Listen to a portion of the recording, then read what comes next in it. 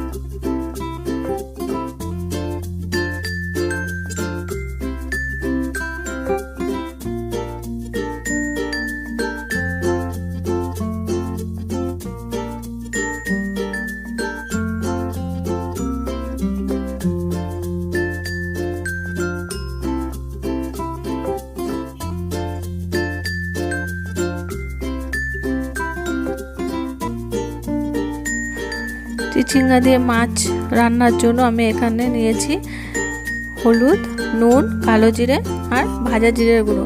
জিরেটা আমি শুকনো খোলায় ভেজে গুঁড়ো করে নিয়েছিলাম। এখানে আমি বাটা মাছগুলো কেটে ধুয়ে পরিষ্কার করে নিয়েছি আর নুন হলুদ মাখিয়ে নিয়েছি। এবারে আমি মাছগুলোকে ভেজে নেব।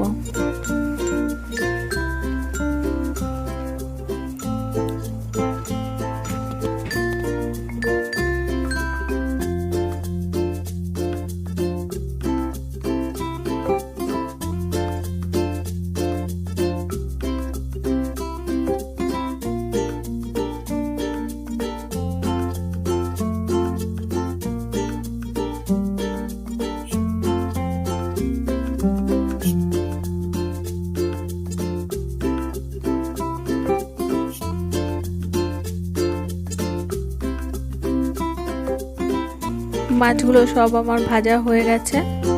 এবারে সব আমি তুলে নেব। এবার কড়ার মধ্যে আমি তেল দিচ্ছি। এর মধ্যে দিয়ে দেব কালো জিরে। এবারে সবজিগুলো দিয়ে দিচ্ছি, লঙ্কাটাও দিয়ে দিলাম। এবার এটাকে কিছুক্ষণ ভাজবো। একদম এটাকে বেশি ভাজা যাবে না, অল্প ভেজে এর মধ্যে নুন হলুদ দিয়ে জল দিয়ে দিতে হবে। বেশি ভাজলে যদি চিচিঙ্গাটা গলে যায় তাহলে তরকারিটা কিন্তু ভালো হবে না। হলুদ দিয়ে দিলাম, নুন দিয়ে দিলাম, দিয়ে এবার এর মধ্যে দিয়ে দেবো জল। জলটা অল্প পরিমাণে দিতে হবে, বেশি দেওয়া যাবে না। 1 গ্লাস মতন জল দিতে হবে। মাছটা দিয়ে দিচ্ছি।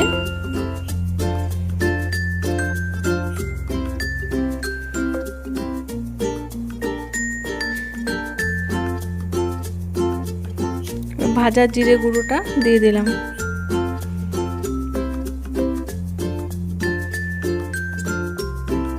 একটু খেয়াল রাখবেন যেন চিচিঙ্গাটা বেশি গলে না যায়। বেশি গলে গেলে কিন্তু একদম ভালো হবে না তরকারিটা। রান্নাটা আমার প্রায় হয়ে এসছে। এটা এরকমই পাতলা ঝোল থাকবে। এবার আমি এটাকে নামিয়ে নেব। আমার ভিডিওটা যদি আপনাদের ভালো লাগে তাহলে আমার ভিডিওটাতে একটা লাইক দেবেন আর আমার চ্যানেলটা সাবস্ক্রাইব করে দেবেন। অনেক অনেক ধন্যবাদ আমার ভিডিওটা শেষ অবধি দেখার জন্য।